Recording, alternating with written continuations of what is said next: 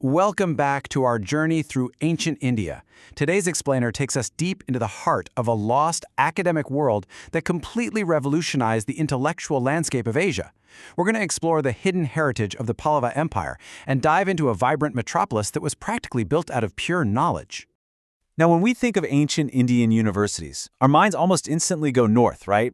We naturally picture the massive, grand ruins of Nalanda or the ancient scholastic traditions of Taxila. But wait, what about the south?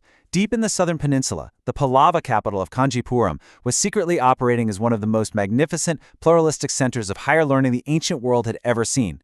It was, without a doubt, the undisputed Oxford of the South. So here is our campus tour itinerary for today. We'll be looking at the foremost among cities, the elite Elite Ghatika, the scholar-turned-king, a pluralistic academic hub, world-famous alumni, and finally, scholars as kingmakers. Let's dive right in. Section 1. The Foremost Among Cities.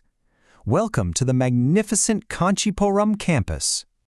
Check out this quote, Nagareshu Kanchi, which translates directly to the foremost among cities. And this wasn't just said by anyone. This was famously declared by the 4th century literary heavyweight Kalidasa. Even the greatest minds of ancient India recognized that Kanchipuram wasn't just a political capital. It was the absolute pinnacle of urban and intellectual life. Now, what's really interesting here is the spatial organization of the city itself. Kanchipuram was actually divided up into distinct academic and religious quarters. You had Shaiva Kanchi and Vaishnava Kanchi focusing heavily on Brahmanical texts and Vedic scriptures, sitting right alongside Jaina Kanchi and Buddha Kanchi. This decentralized, neighborhood-style structure made Kanchipuram one of the earliest truly pluralistic knowledge cities in all of Asia. Moving on to Section 2. The Elite Ghatika, the prestigious Brahmanical institution of higher learning. So what exactly is a Ghatika? Basically, it was a highly advanced residential center of learning. The very root of the word implies a place where students strove after higher knowledge. These definitely weren't casual drop-in study groups. They were massive, elite educational guilds, entirely sustained by royal Pallava grants. If you were a scholar studying here, you were at the very top of the intellectual food chain. And the curriculum? Absolutely rigorous. Just look at this course load. You've got advanced Vedas, complex philosophical logic, intense grammar, and political theory. But hold on, look at that last bullet point. Martial arts. Yes, you read that right.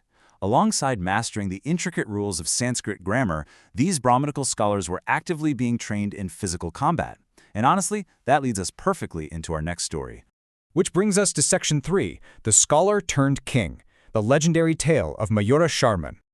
Okay, let's walk through this sequence step by step, because it literally sounds like the plot of an action movie recorded on the 5th century Nalanda pillar. Step 1, a brilliant scholar priest named Mayura Sharman travels to the Kanchi Ghatika for his advanced studies.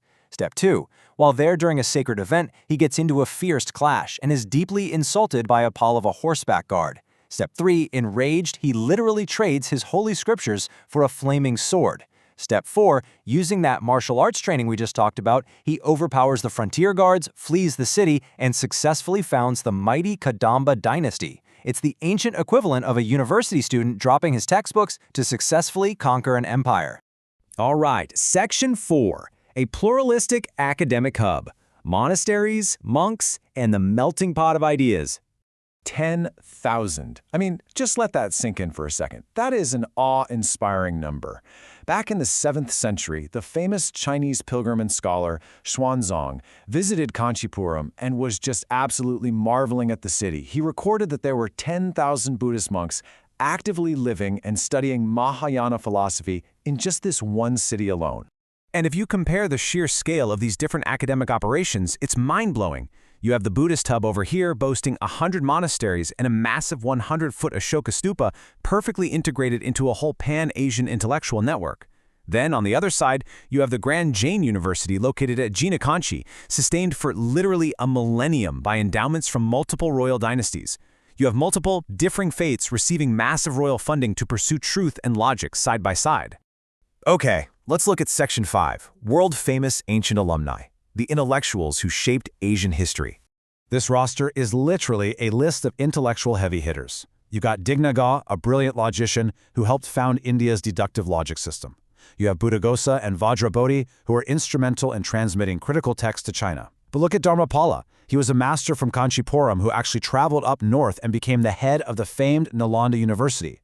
So Kanchipuram was definitely not living in the shadow of the northern universities. It was actively exporting its brilliant minds to go lead them. And this beautiful visual perfectly illustrates the Pallava royal aesthetic.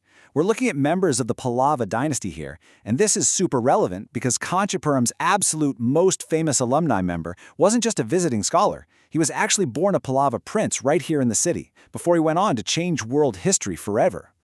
I am talking, of course, about Bodhidharma. Born a Pallava prince in Kanchi in the late 5th century, he eventually decided to leave his comfortable royal life behind entirely.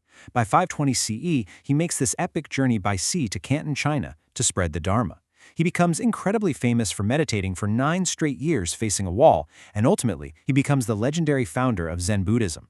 There's even a debated but super fascinating claim that he was the one who originally taught martial arts to the Shaolin monks, meaning he took the combat skills he learned in the Kanchi Ghatika all the way to China. Finally, Section 6, Scholars as Kingmakers, the ultimate political power of the Ghatika. So you might be wondering, how much power did these intellectuals actually have? Well, in the year 731 CE, a massive succession crisis hit. The Pallava throne was left completely vacant, and the empire was literally teetering on the brink of total collapse. But it wasn't the military generals or the rich merchants who stepped in to save the day. It was the Ghatikiyar. The learned scholars of the university board essentially took control of the state and acted as literal kingmakers. And who did these highly esteemed scholars elect to rule this mighty empire? A 12-year-old boy. Yep, they selected a 12-year-old named Nandivarman II, Pallavamala, and just placed him right on the throne. The university board wielded so much untouchable, absolute authority that the entire empire simply accepted a middle school-aged boy as their brand new emperor, just because the scholars decreed it. And if you want to know just how respected and feared these scholars were, look at this chilling curse. This was left on an inscription by an invading enemy king, Vikramaditya II. After he conquered Kanchipuram, he didn't sack the city or burn the university. Instead, he made charitable donations and left a warning that anyone who ruined his gifts would suffer the exact same horrific cosmic fate as someone who murdered the scholars of the Ghatika. Even a bitter, conquering rival respected the university too much to lay a finger on it. And the crazy part is, we know all of this for a fact because it's literally set in stone. Through incredibly detailed archaeological and epigraphical records, like the ones cataloged right here in the South Indian inscriptions, we can trace the continuous, awe-inspiring legacy of this academic hub. The massive royal grants, the philosophical debates, the king-making, it is all rigorously documented, proving without a doubt that Kanchipuram was the absolute giant of the ancient academic world. Which leaves us with a pretty staggering question to end our explainer today. Looking at the sheer scale and influence of the Oxford of the South, I have to ask, how many modern universities today have the power to literally elect the ruler of an entire empire? It completely changes how we view education in ancient India, doesn't it? Well, if you enjoyed uncovering this hidden intellectual heritage with us, make sure to hit that like button, leave us a comment with your thoughts, and subscribe to the channel for more deep dives into the fascinating source material of our past. Keep learning, and I'll see you in the next explainer.